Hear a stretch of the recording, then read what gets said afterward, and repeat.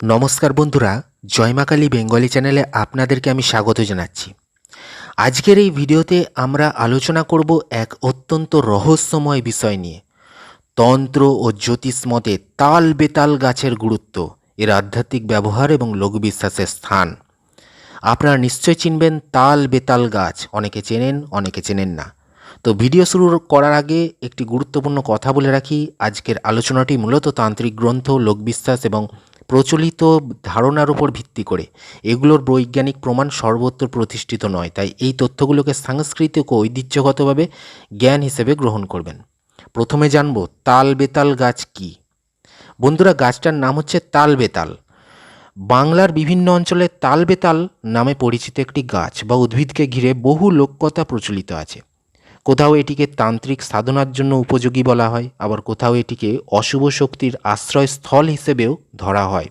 বিভিন্ন অঞ্চলে এই নাম ভিন্ন উদ্ভিদকেও বোঝাতে পারে। তো আপনাদের এলাকায় কী নামে পরিচিত সেটা আমাকে অবশ্যই জানাবেন।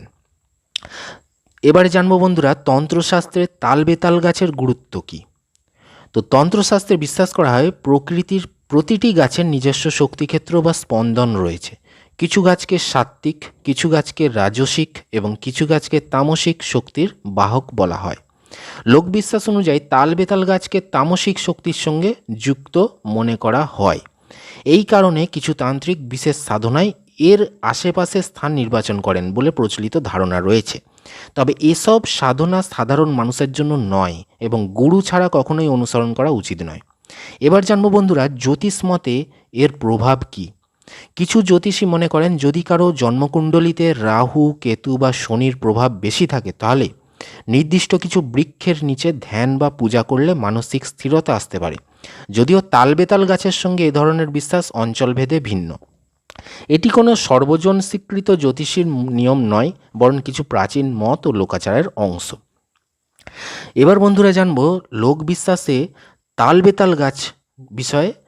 তো গ্রাম বাংলায় এটি প্রচলিত ধারণা, গভীর রাতে এই গাছের নিচে না যাওয়াই ভালো।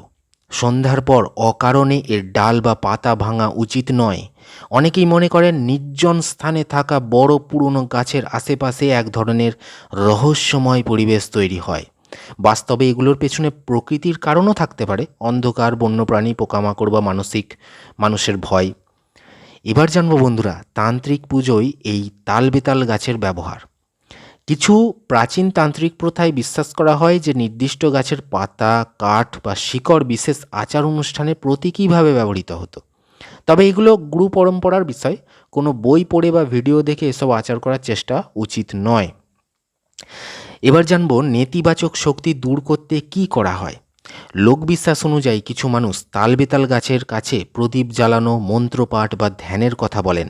কিন্তু মনে রাখতে হবে, কোনো নেতিবাচক শক্তি দূর করা নির্ভরযোগ্য উপায় হিসেবে এগুলোর বৈজ্ঞানিক প্রমাণ নেই। মানসিক শান্তির জন্য প্রার্থনা, ধ্যান, ইতিবাচক চিন্তা এবং সৎ জীবনযাপনই বেশি কার্যকর।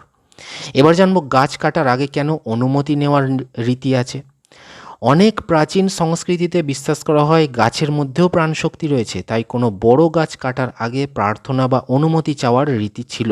এটি মূলত প্রকৃতির প্রতি সম্মান প্রদর্শনের একটি সুন্দর ঐতিহ্য। এবার জানবো আধ্যাত্মিক শিক্ষা কী রয়েছে।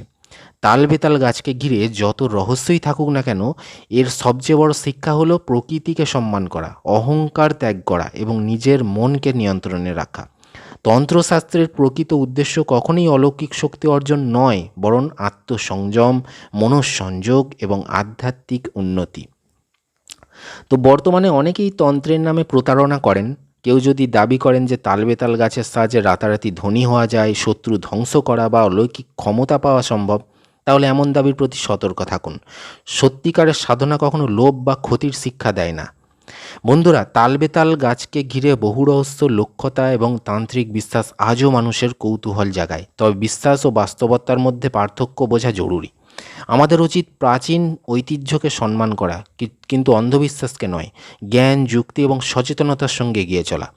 আপনাদের যদি ভিডিওটি ভালো লাগে অবশ্যই লাইক করবেন। আর আমি বিভিন্ন রহস্যময় তান্ত্রিক ও জ্যোতিষ বিষয় নিয়ে আলোচনা করব, তাই সাবস্ক্রাইব করে রাখবেন।